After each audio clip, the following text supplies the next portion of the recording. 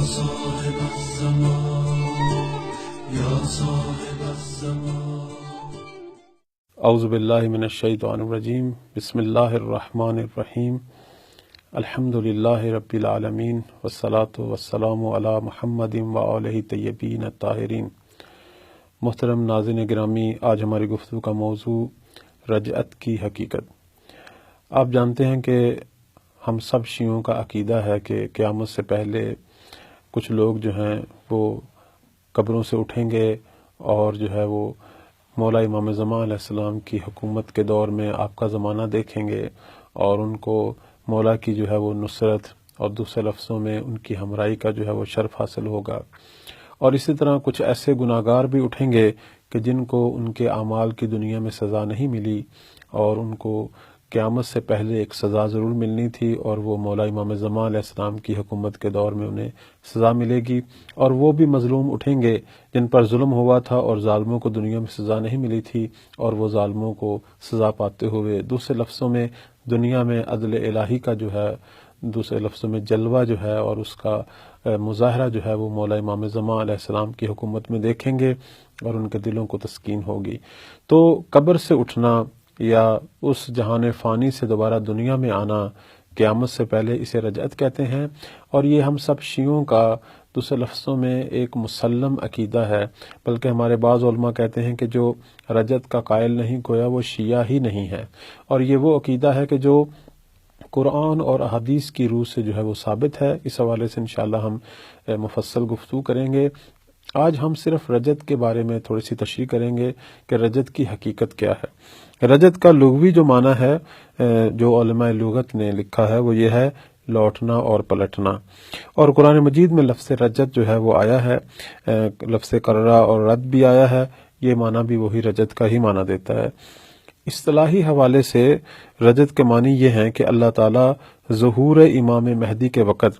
آپ کے بعض شیعوں کو زندہ کرے گا اور دنیا میں پلٹا دے گا تاکہ وہ آپ کی مدد کریں اور آپ کی حکومت کا مشاہدہ کرنے کی سعادت پائیں.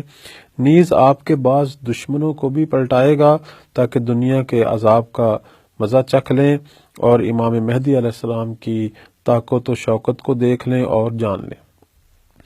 اسلام کے اندر رجعت کا کیا مقام ہے؟ تو اسلام کے اندر دو بنیادی چیزیں ہیں، قرآن اور سنت رسول جو اہل بیت علیہم السلام کے ذریعے ہم تک پہنچی ہے. تو قرآن مجید کے اندر کچھ آیات ہیں جو رجعت کی طرف اشارہ کرتی ہیں. بے عنوان مثال آپ کی خدمت میں بیان کروں، سورہ نمل کی آیت نمبر 83 میں اللہ تعالیٰ کا یہ ارشاد ہے، اور اس دن ہم ہر امت کے لوگوں میں سے جو ہماری آیات کی تکذیب کیا کرتے تھے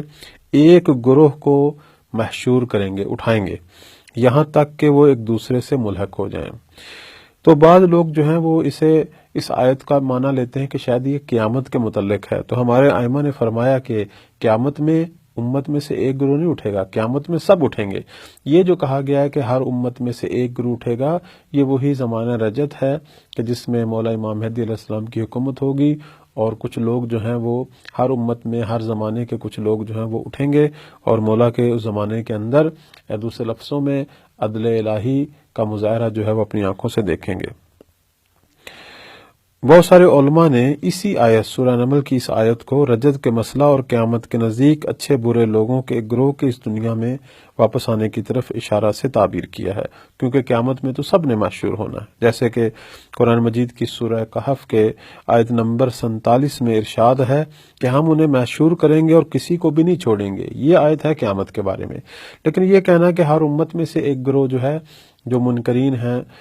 جنہوں نے اپنے زمانے میں ہٹ درمی کا مظاہرہ کیا ہے، ان کو اٹھانا ہے، تو یہ رجعت کے حوالے سے ہے. اسی طرح ہم رجعت کی ایک مثال جو قرآن مجید کے اندر سورہ بقرہ میں آیت نمبر 259 میں ایک پیغمبر کا ایک بستی کے قریب سے گزرنا کہ جس کی دیواریں گری ہوئی تھیں اور وہاں کے لوگوں کے جسم اور ہڈیاں بکھری پڑی تھیں، تو انہوں نے اللہ تعالیٰ سے یہ عرض کی کہ اے اللہ تعالیٰ، کس طرح انہیں مرنے کے بعد تو زندہ کرے گا؟ تو اللہ تعالیٰ نے اس پیغمبر کو 100 سال کی موت دے دی اور اس کے بعد زندہ کیا اور ان سے پوچھا کہ آپ کتنی دیر پڑے رہے؟ تو انہوں نے کہا کہ 1 دن یا کچھ کم. تو فرمایا نہیں، 100 سال. تو یہ اس نبی کی رجت ہے کہ وہ 100 سال تک اس عالم فنا میں، دوسرے لفظوں میں عالم برزخ میں جانے کے بعد پھر اللہ نے ان کو پلٹا دیا۔ تو گویا اس سے پہلے گویا رجت ہوئی ہے، قرآن یہ بتا رہا ہے۔ سورہ بقرہ کی آیت نمبر 248 میں ایک اور گروہ کے بارے میں گفتگو ہوئی ہے کہ جو موت کے ڈر سے اپنے گھروں سے باہر چلے گئے، اللہ تعالیٰ نے انہیں موت دی اور پھر انہیں زندہ بھی کیا۔ اس کے علاوہ ہم دیکھتے ہیں کہ قرآن مجید کے اندر اصحاب کہف کا قصہ ہے۔ اصحاب کہف کا جو واقعہ ہے وہ بھی رجت کے ہی مشابہ ہے کہ وہ کئی 100 سال جو ہے وہ سوئے رہنے، یعنی دوسرے لفظوں میں ایک قسم کی وفات پانے کے بعد اللہ نے انہیں دوبارہ زندہ کیا ہے، اور اس کے بعد پھر وہ دوبارہ انشاءاللہ قیامت سے پہلے جو ہیں وہ امام زمانہ علیہ السلام کے دور میں زندہ ہوں گے۔ اسی طرح ہم دیکھتے ہیں کہ جناب ابراہیم علیہ السلام کے زمانے میں جو واقعہ ہوا کہ کچھ پرندوں کو ذبح کیا گیا اور پھر اللہ نے دوبارہ انہیں زندہ کیا۔ تو یہ ساری چیزیں جو قرآن مجید کے اندر بیان ہوئی ہیں یہ بتاتی ہیں کہ یہ ممکن ہے کہ انسان مرنے کے بعد دوبارہ اسی دنیا میں زندہ ہو۔ نہ کہ صرف ممکن ہے بلکہ اس کی کچھ مثالیں جو ہیں وہ پہلے ادوار میں بھی گزری ہیں اور قرآن ان کو بیان کر رہا ہے۔ اس حوالے سے ایک چیز جو آپ کی خدمت میں بیان کرے کہ مامون جو ہارون الرشید کا بیٹا ہے اور بنی عباس کا خلیفہ تھا، اس نے ہمارے 8ویں امام امام علی رضا علیہ السلام سے عرض کیا کہ اے ابو الحسن، رجت سے متعلق آپ کا کیا نظریہ ہے؟ تو مولا امام رضا علیہ السلام نے فرمایا، رجت حقیقت رکھتی ہے، گزشتہ امت میں بھی تھی، قرآن میں بھی اس کے متعلق بیان ہوا ہے، اور رسول خدا صلی اللہ علیہ وآلہ وسلم نے بھی ارشاد فرمایا ہے کہ جو کچھ گزشتہ امت میں تھا وہ عیناً اور اسی طرح ہماری امت میں بھی پیش آئے گا۔ اب ہم یہ دیکھتے ہیں کہ آیا اسلام سے پہلے جو ادیان ہیں، مثلا دین مسیح ہے، دین یہود ہے، آیا ان ادیان کے اندر بھی رجت کا کوئی عقیدہ پایا جاتا ہے یا نہیں؟ اس حوالے سے اگر آپ ان ادیان کی مقدس کتابیں جو ہیں ان کو اگر آپ دیکھیں تو اس میں کچھ ایسے اشارے ملتے ہیں۔ بے نمونہ مثال آپ کی خدمت میں عرض کریں، حزقیال نے جو بنی اسرائیل کے اندر ایک بڑی عظیم شخصیت تھیں، انہوں نے بنی اسرائیل کے زندہ ہو جانے اور آخر الزمان میں داؤد کی حکومت کی طرف اشارے کیے ہیں، اور یہ عہد عتیق کی عبارتیں ہیں۔ عہد عتیق کے اندر جو ہے 27واں پارہ ہے، 21 سے لے کے 27 تک جو جملے ہیں ان میں یہ ذکر ہے۔ اسی طرح دانیال جو پیغمبر تھے انہوں نے بھی کہا کہ آخر الزمان میں وہ جو مٹی میں سو چکے ہیں دوبارہ جاگ اٹھیں گے۔ یہ بھی عہد عتیق کے 12ویں پارے میں 1 سے 3 نمبر تک جو ہے وہ آیت ہے۔ عہد جدید یعنی مسیحی دنیا کی جو کتابیں ہیں، چونکہ یہودیوں کی جو کتابیں ہیں انہیں عہد عتیق کہتے ہیں، اور جبکہ مسیحی دنیا کی جو مقدس کتابیں ہیں انہیں عہد جو ہے وہ جدید کہتے ہیں۔ اس میں بھی قیامت سے پہلے حضرت مسیح کی حکومت اور ان کے آباء و اجداد کے زندہ ہونے کی طرف اشارہ جو ہے وہ موجود ہے۔ تو محترم ناظرین گرامی، انشاءاللہ اس کے بعد والے پروگرام میں ہم بیان کریں گے کہ قرآن اور حدیث کی روح سے اس موضوع پر مزید کیا دلائل ہیں، اور پھر کون لوگ جو ہیں وہ رجت کریں گے اور کیا ہوگا۔ تو یہ بات آپ کی خدمت میں جو آج بیان کرنی تھی وہ یہ تھی کہ رجعت ایک حقیقت ہے کہ جو ہم شیعوں کا البتہ مسلم عقیدہ ہے، البتہ جو دیگر فرقے اسلامی ہیں، جو اسلام کے دیگر فرقے ہیں، وہ شاید اسے اپنا عقیدہ کے طور پر پیش نہیں کرتے، شاید اس کے منکر بھی ہیں، اور انہوں نے